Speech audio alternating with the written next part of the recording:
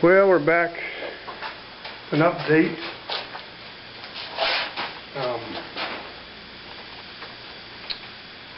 Got some problems. I went to put the pistons in, or the rings, to size them for the cylinders, make sure everything fit right. So I bought 20/100 over rings, and they fit in the top half, an inch down into each cylinder. But when you take and you put them down halfway into the bore, they didn't go. The bore, there's a taper to the bore, and it's just wear. And I was kind of afraid of that. I didn't really know how it was going to be. But what we're going to have to do, I'm taking it into a machine shop, which is a good thing in itself, that they're going to bore each cylinder. We're going to refit it with new pistons, rings, and everything will be up to snuff. Plus, they're going to go inside the engine and clean all this rust out that's in here. And then up underneath, there's a lot of nasty, cruddy oil up in there, and that will be gone. They're going to pull the crank out, and so that'll be taken care of. I'm going to have them press the cam gear on the new one. We'll get that all in place, and then I'll get it back. And I got a guy online that helped me out tremendously. The Vintage Chevrolet Club of America, VCCA, is a wonderful site to go for if you're restoring old engines, Chevy engines. It's just strictly Chevy. They have guys on there with knowledge that just is what I need. And they're the ones that basically directed me in this way, that I needed to get this taken care of. So it's going to be a good thing, and anyway, it's just a little bit more money than I wanted to spend, but I think I mentioned to one of the guys there on the VNet website that they said, and I told him, I said, you know, it's like the old Fram commercial, you know, you can pay me now or pay me later. And another guy wrote in and he said that he tried to do what I was going to do.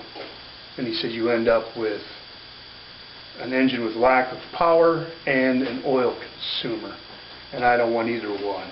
I mean, this engine's not going to have a lot of power anyway, from what I understand. It's like 65 horsepower, so it's like it's not a race engine by any means, but if I can just get it to run the way it used to, that's what I'm after.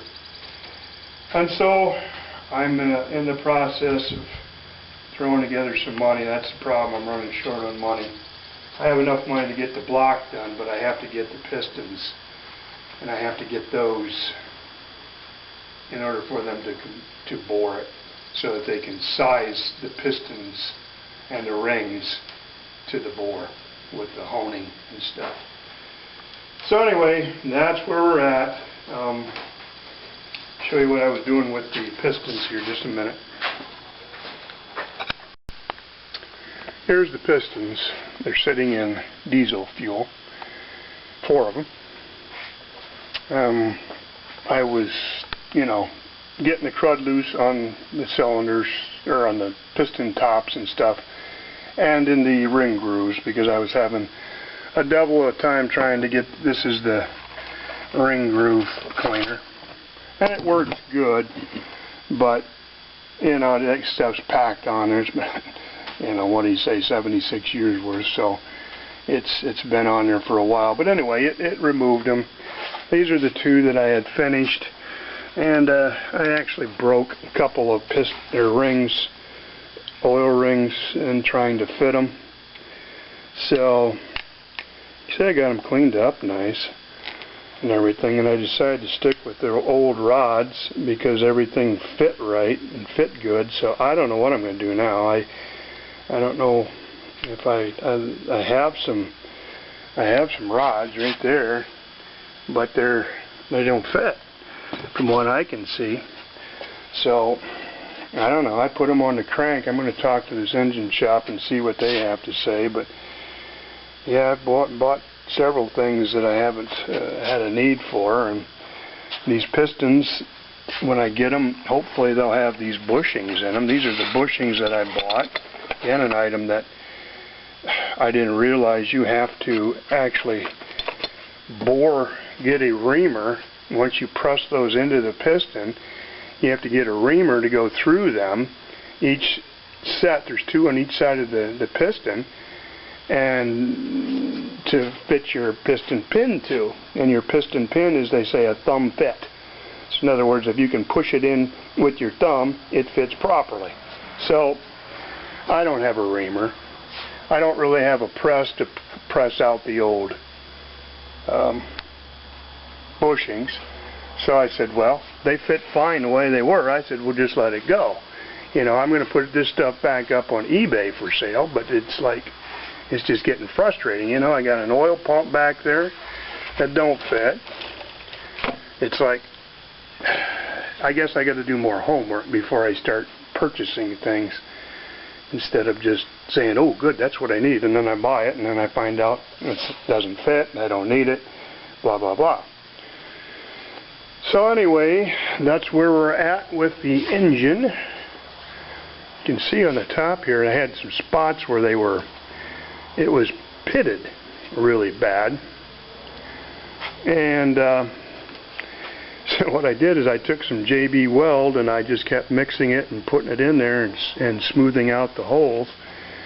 But you can see I never did finish sanding them. I think it's all for naught, because when the guy I talked to at the machine shop, he says what they're going to do is they're going to put it in the oven at 600 degrees, and that'll melt out all the grease, any grease that's in it, and you know, any stuff. So I'm thinking this stuff will come right out too. But then again, you know, if it comes out at 600 degrees, it would have come out when I ran the engine. Well, I don't know if the engine doesn't. I don't know if it gets that hot or not. But you can still see that. You can see the scale in there, and that bothered me, because it was like, you know, I was going to try to flush it the best I could, but it's like, you know, there's still going to be pieces in there. And you know doggone well what's going to happen is going to plug up either your radiator, it's going to mess up your water pump, or it's going to plug up the block, and then it's going to heat up, and you'll be in more stinking problems than, you know, you want to deal with. So what they do is they bead blast this. So he said they put like little beads in there, and it just pulverizes that rust and turns it into dust, and then they basically just flush everything. And he said it does a really nice job. So you know, it's like close to $300 to have it bored and all that done. We have to take all this stuff off here, which isn't a big deal. But you know, it's like, I don't know, I might run into even more money. Who knows? But it's one of those deals, you know, you got it out of the truck. It's like, now is the time to fix it. You don't want to put it all back together and then find out, you know, you drive it, if it would start and it burned oil like the devil, or, you know, whatever. And, you know, it gets hot on you, you can't drive it, and you're back to square one. You're pulling the engine out, going back through it again, and I don't want to deal with it. Now is the time to fix it. Yeah, it's going to cost some money, but like I said, it might cost that much money in the long run anyway. So, anyway, that's where I'm at. Just kind of get everybody updated. So, it may be a while before we make another video, but the next video will probably be me installing the pistons. Everything will be done. You see, the bore will be done, they'll be honed, they'll be fit for the pistons, and I'll probably put the pistons on the rods. I don't know how that's going to work. I really don't know how that's going to work. If I'm going to use the old rods and just go with that, I'll talk to the shop, engine shop, more. They'll give me more input on that. But kind of in a quandary there. Maybe I'll just get back online there with VCCA and talk to those guys and see what they would recommend. And you know, it's what kind of irritated me with these rods is I've taken 2 of them out, and I'll show you what I've got here. This is the babbited rod, this material down in here, this the silver material, that's babbited. That's like a palladium, and it's machined. But hold on here, I'm going to have to shut this off and recalibrate here. Hold on. So you can see where the rod cap is on there, and there's a little shim in there. Now that shim is a .034, I think it was what I measured it. And I put these on the crank, and I tightened it down with the shim in there, and they're slop.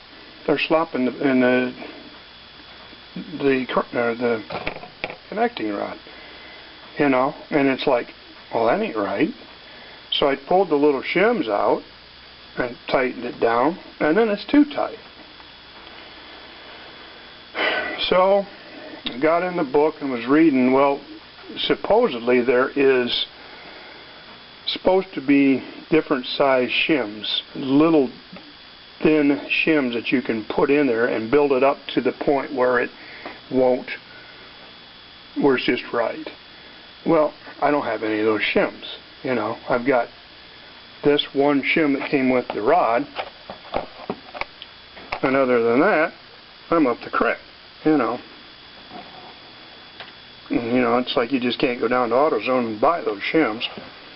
So, if I had the different size shims, then I could fit it to the crank, and everything would be hunky-dory. I'd have new rods, you know. But it don't. So, like I said, we'll talk to the machine shop and we'll go from there. But anyway, that's all I have for now. So, thanks for watching, and again, we will get back in touch with you. Everything's blurry here. You see these? These are the stock rods. There is no shim in there. That's what other thing is bothering me. It's like, why isn't there a shim in that one? Or any of those.